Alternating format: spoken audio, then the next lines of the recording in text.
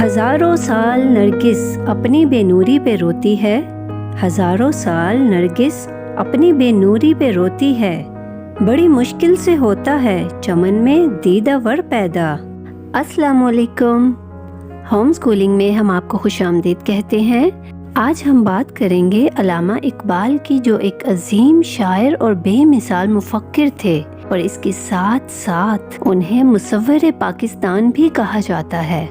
Doctor علامہ محمد اقبال 9 نومبر 1877 کو سیالکوٹ میں پیدا ہوئے۔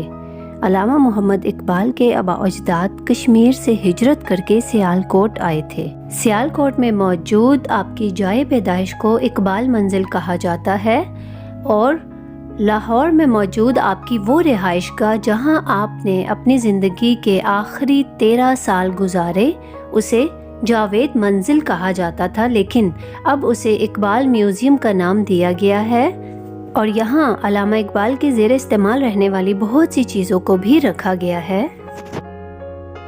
علامہ اقبال کے والد کا نام شیخ نور محمد اور والدہ کا نام امام بی بی تھا۔ علامہ اقبال 2 بھائیوں اور 4 بہنوں میں سب سے چھوٹے تھے۔ ماں باپ نے آپ کا نام محمد اقبال رکھا، لیکن بہت زیادہ پڑھے لکھے ہونے کی وجہ سے آپ کو علامہ اقبال کہا جاتا ہے، اور اس کے علاوہ آپ نے PhD کی ڈگری بھی حاصل کی تھی، اسی لیے آپ کو ڈاکٹر علامہ محمد اقبال بھی کہا جاتا ہے۔ علامہ اقبال نے ابتدائی تعلیم سیالکوٹ میں حاصل کی، اور مشن ہائی اسکول سے میٹرک اور مرے کالج سیالکوٹ سے FA کا امتحان پاس کیا۔ زمانہ طالب علمی میں آپ کو میر حسن جیسے استاد ملے، جنہوں نے آپ کی صلاحیتوں کو بھانپ لیا اور اعلیٰ تعلیم کے لیے آپ کی خوب ہمت بندھائی۔ شعر و شاعری کا شوق بھی آپ کو یہیں پیدا ہوا، اور اس شوق کو فروغ دینے میں مولوی میر حسن کا بڑا دخل تھا۔ یہ وہی مولوی میر حسن ہے جن کو بعد میں آپ کے کہنے پر شمس العلماء کا خطاب بھی دیا گیا۔ FA کرنے کے بعد آپ اعلیٰ تعلیم کے لیے لاہور چلے گئے، اور گورنمنٹ کالج لاہور سے BA اور MA کے امتحانات پاس کیے۔ 1905 میں علامہ اقبال اعلیٰ تعلیم کے لیے انگلستان چلے گئے، اور وہاں آپ نے کیمبرج یونیورسٹی میں داخلہ لیا۔ اس کے بعد آپ جرمنی چلے گئے، اور وہاں آپ نے فلسفہ میں PhD کی ڈگری حاصل کی۔ ابتدا میں آپ نے MA کرنے کے بعد اورینٹل کالج لاہور میں تدریس کے فرائض بھی سر انجام دیے، لیکن آپ نے وکالت کو مستقل طور پر اپنایا، اور وکالت کے ساتھ ساتھ آپ شعر و شاعری بھی کرتے رہے۔ اقبال کا کلام ہر عمر کے لوگوں کے لیے ہے، چاہے وہ بوڑھے ہوں یا نوجوان ہوں یا پھر بچے۔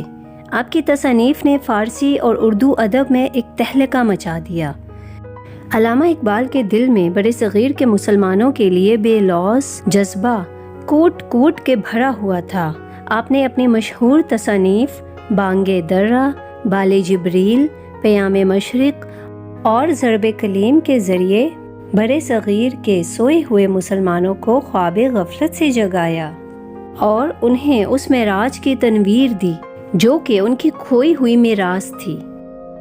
آپ نے 1930 میں الہ آباد کے مقام پر منعقد ہونے والی گول میز کانفرنس میں واضح طور پر 2 قومی نظریہ پیش کرتے ہوئے قیام پاکستان کا تصور پیش کیا، اسی لیے آپ کو پاکستان کے قومی شاعر ہونے کا درجہ بھی حاصل ہے۔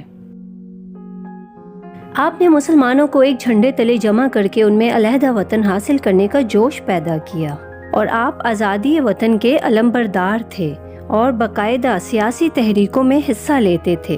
مسلم لیگ میں شامل ہونے کے بعد آپ آل انڈیا مسلم لیگ کے صدر منتخب ہوئے۔ علامہ اقبال اور قائد اعظم کی انتھک کوششوں سے ملک آزاد ہو گیا اور پاکستان معرض وجود میں آیا۔ 1922 میں علامہ اقبال کو انگریز حکومت کی طرف سے سر کا خطاب بھی ملا۔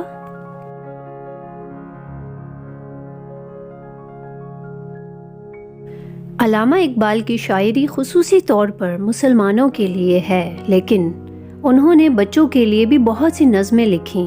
ان کی کتاب بانگ درہ میں بچوں کے لیے جو نظمیں موجود ہیں ان کے نام کچھ اس طرح سے ہیں: مکڑا اور مکھی، ہمدردی، پہاڑ اور گلہری، ایک گائے اور بکری، پرندے کی فریاد، بچے کی دعا، ماں کا خواب، ترانہ ہندی، ہندوستانی بچوں کا قومی گیت، اور اس کے علاوہ ایک پرندہ اور جگنو کا شمار بھی بچوں کی نظموں میں ہوتا ہے۔ ڈاکٹر علامہ محمد اقبال کا انتقال پاکستان کی آزادی سے پہلے ہی 21 اپریل 1938 میں ہو چکا تھا، اور آپ کا مزار لاہور میں بادشاہی مسجد کے پہلو میں واقع ہے، لیکن اس کے ساتھ ساتھ ترکی کے شہر کونیا میں واقع جلال الدین رومی کے مقبرے میں بھی علامہ اقبال کی علامتی قبر تعمیر کی گئی ہے، اور ترکی میں بھی علامہ محمد اقبال کو ایک خاص مقام حاصل ہے۔ اگرچہ پاکستان کی آزادی سے پہلے ہی ڈاکٹر علامہ محمد اقبال انتقال کر گئے تھے، تاہم ایک عظیم شاعر اور مفکر کے طور پر قوم ہمیشہ ان کی احسان مند رہے گی۔ کہاں سے تو نے اے اقبال سیکھی ہے یہ درویشی، کہاں سے تو نے اے اقبال سیکھی ہے یہ درویشی، کہ چرچا بادشاہوں میں ہے تیری بے نیازی کا۔